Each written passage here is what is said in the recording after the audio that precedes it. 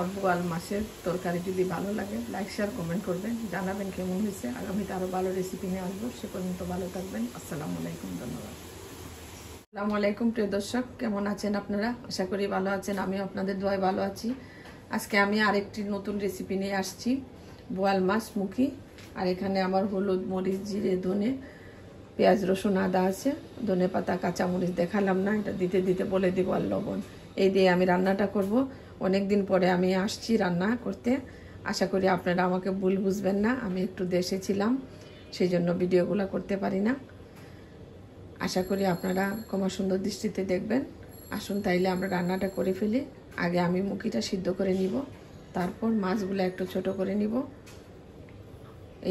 তারপর রান্নাটা শুরু করে দিব। সে পর্যন্ত আমার সাথেই থাকবেন। পানি বসাই দিচ্ছি মুখি সিদ্ধ দেওয়ার জন্য। লবণ দিলাম যাতে মুখির ভিতরে ঢুকে, আর একটু হলুদ দিব। এখন আমি মুখিগুলা দিয়ে দিচ্ছি যাতে ভালোভাবে সিদ্ধ হয়, মুখির যে পিস্তাটা এটা চলে যায়। এখন সিদ্ধ হওয়ার জন্য আমি অপেক্ষা করবো। সে পর্যন্ত আমার সাথেই থাকবে। আমি মাছটা একটু ছোট করে কেটে নিছি আর গরম পানি দিয়ে ধুয়ে নিছি। কারণ হচ্ছে এগুলা বরফ দিয়ে আসে অনেক দূর থেকে, সেই জন্য বরফের গন্ধ করবে। আমি এইভাবে ধুয়ে নিলাম।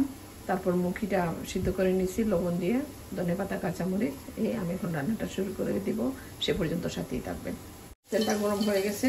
3 টেবিল চামচ পেঁয়াজ, 1 চামচ রসুন আর 1 চামচ আদা দিয়ে দিলাম। 1.5 চামচ মরিচ, 1 চামচ হলুদ, 1 চামচ ধনে আর 1/2 চামচ জিরে দিয়ে দিলাম। আমি একটু কষিয়ে নিই, তারপর পানি দিয়ে আরও কষাবো। একটু লবণ দিব, কারণ হচ্ছে আমার লবণ দেয়া আছে মুখিতে। একটু লবণ দিয়ে আমি কষিয়ে নিই। একটু পানি দিব। কষানো হলে আবার আপনাদের সামনে নিয়ে আসবো। সে পর্যন্ত আমার সাথেই থাকবে। আমার মশলাটা কষানো হয়ে গেছে, আমি মাছগুলো দিয়ে দিচ্ছি। মাছগুলো আমি একটু ছোটো করে কেটে নিচ্ছি। এত বড় মাছ খাওয়াও যায় না, আর মশলাও ঢোকে না।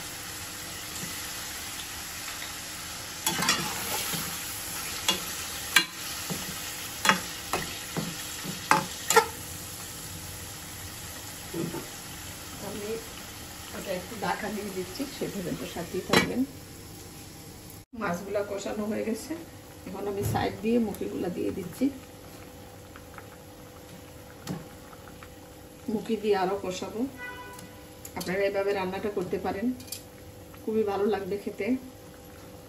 আর মুখিটা অনেক ভালো লাগে, এগুলো দেশি মুখি।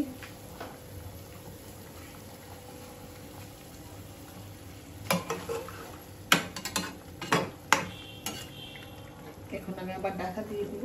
সে পর্যন্ত আমার সাথে থাকবেন আপনারা। কি অবস্থা, ভালোভাবে কষানো হয় নাই, আরও কষতে হবে। সে পর্যন্ত আমার সাথেই থাকবে। ভালোভাবে কষানো হয়ে গেছে। আমি এখন ঝোল দিয়ে দিচ্ছি। খুব বেশি দিব না, মাখা মাখা হবে। আর ধনে পাতা, কাঁচামরিচটা দিয়ে দিচ্ছি। একটু ছড়িয়ে দিই। আমি এখন ঢাকা দিয়ে দিব। সে পর্যন্ত আমার সাথেই থাকবে। কি অবস্থা, আমার রান্না শেষ।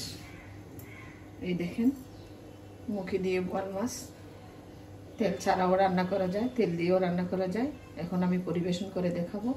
সেই পর্যন্ত আমার সাথেই থাকবেন। আমার বোয়াল মাছের তরকারি যদি ভালো লাগে লাইক শেয়ার কমেন্ট করবেন, জানাবেন কেমন হয়েছে। আগামীতে আরও ভালো রেসিপি নিয়ে আসবো। সে পর্যন্ত ভালো থাকবেন। আসসালামু আলাইকুম, ধন্যবাদ।